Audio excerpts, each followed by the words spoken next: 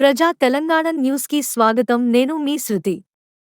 సిద్దిపేట జిల్లా గజ్వేల్ ఇందిరా పార్క్ చౌరస్తా వద్ద మంగళవారం అమావాస్య అన్న ప్రసాదన వాసవి సేవా సమితి ఆధ్వర్యంలో కీర్తిశేషులు కాసం సుశీలమ్మ భూమయ్య దంపతుల జ్ఞాపకార్థం వారి కూతుళ్లు అల్లుళ్ళు మనుమలు మనుమరాళ్లు సౌజన్యంతో అమావాస్య అన్నదాన కార్యక్రమాన్ని నిర్వహించారు.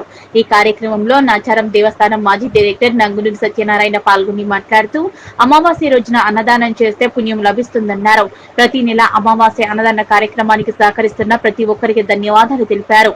ప్రతి అమావాస్య నాడు ప్రముఖులను సన్మానించే కార్యక్రమంలో భాగంగా డాక్టర్ మల్లయ్యను ముఖ్య అతిథిగా పిలిచి వారిని సన్మానం చేయడం జరిగిందన్నారు. ఈ కార్యక్రమంలో సిద్ది భిక్షపతి, భద్రయ్య, ఐత సత్యనారాయణ, సిద్దిరాములు, రుక్మయ్య, ఉప్పల భార్గవ్, సాంబయ్య, శ్రీహరి, కైలాస ప్రశాంత్, సంతోష్, సిద్దేశ్వర్ తదితరులు పాల్గొన్నారు.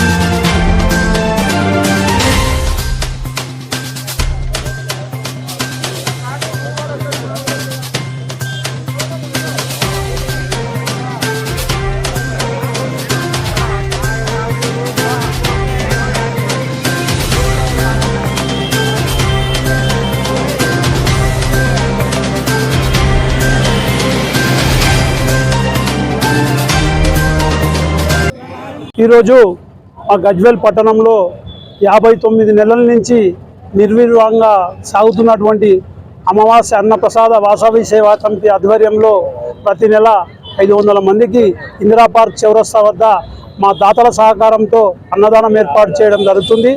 ఈ కార్యక్రమానికి ఇచ్చేసినటువంటి మా ఆర్యవైశ్యులలో ముఖ్యులు, పెద్దలు ప్రతి ఒక్కరిని ప్రతి నెల మేము పిలుచుకున్నాము. మా యొక్క ఆనవాయితీ.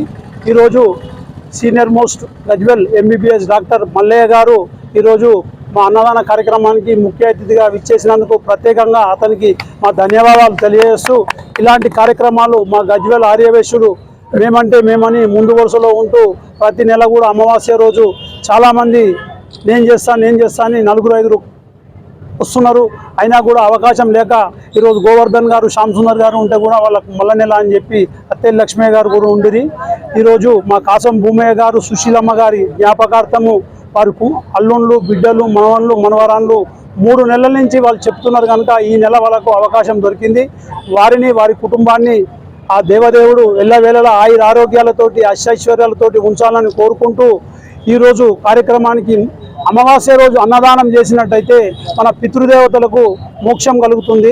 మన పితృదేవతలు మనకు అమావాస్య రోజు అన్నదానం ఎందుకు చేయాలంటే మనము పితృదేవతలకు పిండ ప్రదానం చేయడము, తద్దినం చేయడము, పిండాలు పెట్టడము సంవత్సరానికి ఒకసారి ఆనవాయితీ. అది మర్చిపోతుంటాం అప్పుడప్పుడు. కొన్ని అనివార్య కారణాల వల్ల ఇంట్లో పెళ్లి ఉంటే, గృహప్రవేశాలు ఉంటే, గర్భవతులు ఉంటే ఊరుకుంటారు కనుక అటువంటప్పుడు ఈ విధంగా అన్నదానం చేసినట్టయితే ఆ పితృదేవతలకు మోక్షం కలుగుతుంది. మన తల్లి తరపున 7 తరాలు, తండ్రి తరపున 7 తరాలకు కూడా మోక్షం కలుగుతుంది. అమావాస్య రోజు మీరు స్పెషల్గా అన్నదానం చేసినట్టయితే ఆ పితృదేవతలు ఎదురు చూసుకుంటూ మనము ఈ అన్నదానం చేసేంతసేపు వాళ్ళు భోజనం చేస్తారని మన పురాణాలలో ఉన్నది. ఇంకోటి ఏంటంటే మన తల్లిదండ్రులు ఏ విధంగా మనకు ఆస్తి సంపాదించి ఇస్తున్నారో ఆస్తులను మనం ఏ విధంగా అయితే పంచుకుంటున్నామో వాళ్ళు చేసే మంచి చెడులు కూడా మనం పంచుకోవాల్సి వస్తుంది. ఈ అమావాస్య రోజు అన్నదానం చేసినట్టయితే ఆ పాపాలన్నీ మనకు కలగకుండా ఈ అమావాస్య రోజు అన్నదానం చేస్తే ఆ పితృదేవతలు ఇప్పుడు మనం ఇంటికాడ మనం ఏమంటాం, పిల్లలకు అరే గానం పుట్టింది పిల్లడానికి ఇది మన దిష్టి మంత్రం వేపియాలి అది అని అనుకుంటాం కదా. ఇటువంటి అన్నట్టు ఈ దిష్టి మంత్రం అనేది ఎందుకంటే మనకు పెద్దల ఆశీర్వచనం ఉంటే ఆ దిష్టి అనేది ఏం తగులదు. ఇలాంటి కార్యక్రమాన్ని మా ఆర్యవైశ్యులు పెద్ద ఎత్తున తెలంగాణ రాష్ట్రంలో ప్రతి జిల్లాలో ప్రతి ఆర్యవైశ్యుడు చాలా 12 గంటలకు ప్రతి ఒక్కరు అన్నదానం చేయడం జరుగుతుంది.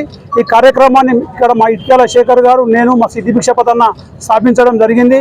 ఈ కార్యక్రమానికి విచ్చేసినటువంటి మా సిద్ధి భిక్షపతన్న, మా సాంబన్న, మల్లయ్య డాక్టర్ గారు, మన లక్ష్మణ్ గారు, జగ్గయ్య గారు, శ్రీహరి గారు, భద్రయ్య గారు, ప్రశాంత్ గారు, బబ్లు గారు ఇక్కడికి విచ్చేసిన ఆ కాసం భూమయ్య ఫ్యామిలీకి మేము ఏర్పాటు చేస్తున్నటువంటి కార్యక్రమాన్ని ప్రతి ఒక్కరికి తెలియజేస్తున్నట్టు మా మీడియా మిత్రులకు, మా పత్రికా సోదరులకు ప్రత్యేకంగా ధన్యవాదాలు తెలియజేస్తూ ఈ కార్యక్రమాన్ని స్టార్ట్ చేయవలసిందిగా డాక్టర్ గారిని కోరడం.